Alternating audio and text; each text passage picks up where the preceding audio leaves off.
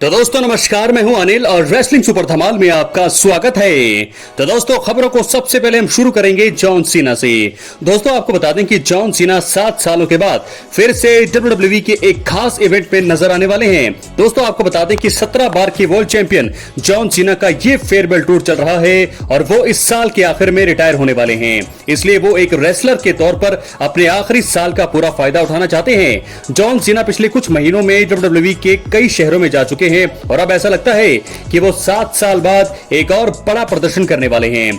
दोस्तों आपको बता दें, John Cena WWE summer slam में से एक रात पहले अमेरिका के एक बड़े शहर में होंगे।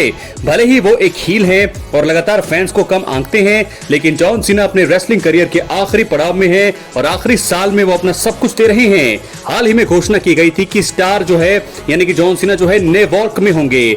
WWE 7 सालों के बाद पहली बार इस शहर में वापस आ रहा है। जॉन सीना इस ऐतिहासिक रात के लिए वहां पर मौजूद रहेंगे। वो 1 अगस्त 2025 को स्मैकडाउन के एपिसोड में दिखाई देंगे। दोस्तों बता दें, प्रेडिशियल सेंटर ने अपने ट्विटर पर पोस्ट के जरिए ये घोषणा की। उन्होंने लिखा, 7 सालों में पहली बार WWE स्मैकडाउन समर स्लैम से एक रात पहले न्यूयॉर्क में वापस आ रहा है। जॉन सीना के साथ नॉन स्टॉप एक्शन जारी है क्योंकि वो the last time is now tour और WWE के सबसे बड़े सुपरस्टार्स के साथ हैं। टिकट शुक्रवार 27 जून को सुबह 10 बजे से बिक्री के लिए पूरी तरह से उपलब्ध है। तो दोस्तों फिलहाल आपको बता दें, जॉन सीना तो हमें नजर आने वाले हैं, लेकिन फिलहाल जॉन सीना का WWE में एक लंबा और शानदार करियर रहा है। उन्होंने कई चैंपियनशिप जीती है और कई यादगार मुकाबले लड़े हैं।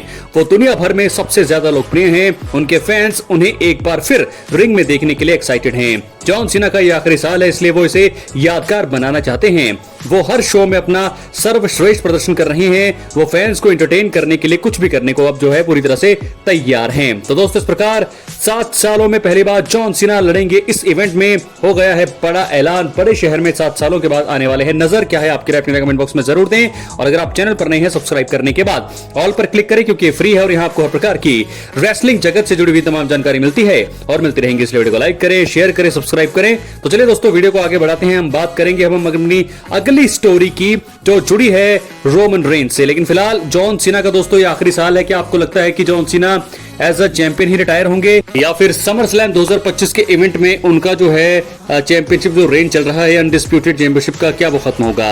अपनी राय कमेंट बॉक्स में जरूर दें। चैनल पर नए सब्सक्राइब करें। अब हम बढ़ेंगे अपनी अगली खबर जो जुड़ी है OTC रोमन रेंज से। तो दोस्तों सबसे पहले आपको बता दें कि WWE यूनिवर्स रोमन रेंज को बहुत ही ज्यादा मिस कर रहा है।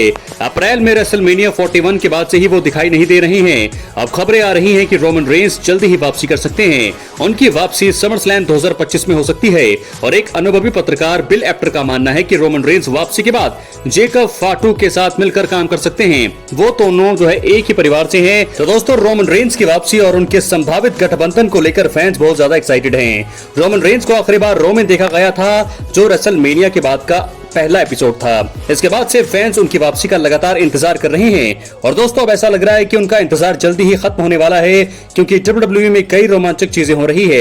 ऐसे में रोमन रेंज की वापसी और भी ज्यादा खास हो सकती है। रोमन रेंज वापसी के बाद क्या करेंगे, ये एक सबसे बड़ा सवाल है। कुछ लोगों का मानना है कि वे अपने पुराने दुश्मन सेथ रॉलिंस से बदला लेंगे। सेथ रॉलिंस ने उन्हें बाहर किया था, लेकिन बिल एप्टर का मानना है कि रोमन रेंज एक अलग रास्ता अपना सकते हैं। दोस्तों बिल एप्टर ने रेसल बींग्स पर बात करते हुए कहा है कि रोमन रेंज जेकब फाटू और सोलो सिकोवा के पारिवारिक झगड़े में शामिल हो सकते हैं। उन्होंने यह भी कहा है कि रोमन रेंज वापसी के बाद जेकब फाटू के साथ मिलकर काम कर सकते हैं। बिल एप्टर ने कहा, मैं भविष्यवाणी करता हूं कि जब रोमन रेंज वापस आएंगे तो वो जेकब फाटू के साथ गठबंधन करेंगे। वो दोनों बेबी फेस हैं, वे दोनों एक ही परिवार से हैं, तो ऐसे में ये होने की संभावना ज्यादा है। दोस्तों रोमन रेंज की वापसी को लेकर कई तरह की बातें हो रही है। कुछ लोगों का मानना है कि वे जेकब फाटू के साथ मिलकर काम करेंगे, वहीं कुछ लोगों का मानना यह भी है कि वे सेथ रॉलिंस से बदला लेंगे। जो भी हो, लेकिन रोमन रेंज की वापसी से WWE में रोमांच जरूर बढ़ेगा। रोमन रेंज की वापसी की खबरें से जो है फैंस बहुत ज्यादा एक्साइटेड तो हैं ही और जब वो वापस आएंगे तो खुद फैंस बहुत ज्यादा खुश भी होंगे क्योंकि सोलो सिकोवा और जेकब फाटू आमने सामने हैं। तो ऐसे में इस झगड़े में शामिल हो सकते हैं रोमन रेंज और आकर के जेकब फाटू का साथ देंगे।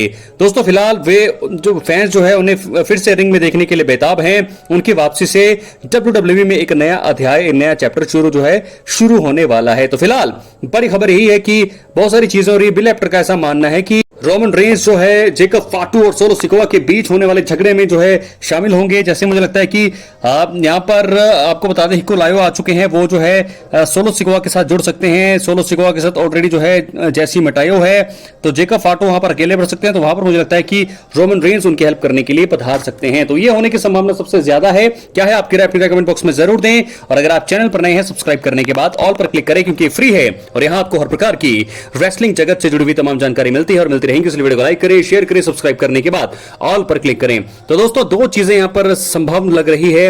रोमन रेंस या तो जेकब फाटू के साथ मिलकर काम करें, सेट रॉलिंस की स्टोरी को भूल जाएं, या फिर ऐसे में नए वाइज मैन के साथ जब वापस आए तो सेट रॉलिंस के ग्रुप के साथ ही वो आएंगे। तो क्या होने वाला है, दोनों ही चीजें इस समय एक्साइटेड नजर आ रही है। देखना होगा कि रोमन रेंस का जो उनकी वापसी जो है वो किस प्रकार आती है, कहां पर वो जाते हैं, किस की तरफ बढ़ते हैं, किस स्टोरी में वो हिस्सा लेते हैं। सबसे बड़ा सवाल फिलहाल अभी यही है। तो फिलहाल ये तो थी बात रोमन रेंस की। दोस्तों ऐसे में हम बात करने वाले हैं अपनी आखिरी स्टोरी की, जो जुड़ी है बिल गोल्डबर्ग से। दोस्तों गोल्डबर्ग आखिरी मुकाबले से पहले जो है जमकर बहा रहे हैं पसीना। सोशल मीडिया पर वायरल हो रहा है वीडियो। डब्ल्यूडब्ल्यूई के दिग्गज गोल्डबर्ग एक बार फिर खबरों में है। वो अपने रिटायरमेंट मुकाबले के लिए डब्ल्यूडब्ल्यूई में वापसी कर चुके हैं। पिछले हफ्ते रॉ के एपिसोड में गोल्डबर्ग ने धमाकेदार एंट्री करी।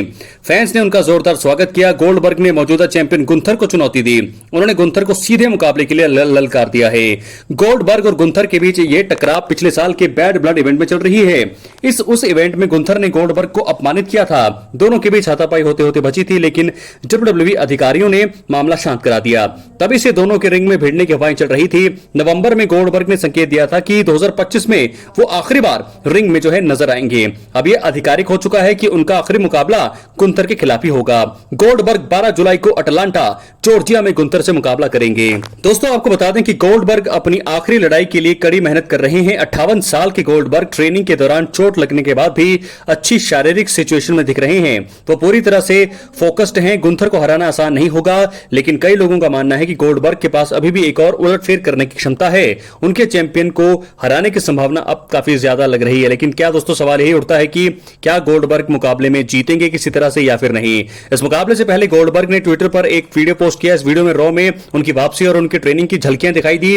वीडियो से पता चलता है कि वो कितनी मेहनत कर रहे हैं। ये गुंथर को साफ संदेश है कि वो सिर्फ दिखने के लिए नहीं बल्कि जीतने के लिए वापस आ रहे हैं। गोल्डबर्ग ने सोशल मीडिया पर अपने फैंस को धन्यवाद दिया है। उन्होंने कहा है कि वो अपने फैंस के समर्थन के बिना कुछ भी नहीं है।